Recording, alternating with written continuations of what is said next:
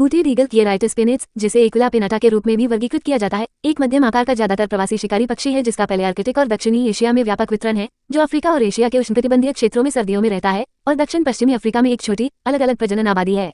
सभी ईगल्स की तरह ये परिवार एक्सिपिटोरे से संबंधित है। बूटेड ईगल की प्रजनन आबादी उत्तरी और दक्षिणी दोनों गोलार्ध में कई अलग अलग क्षेत्रों में है।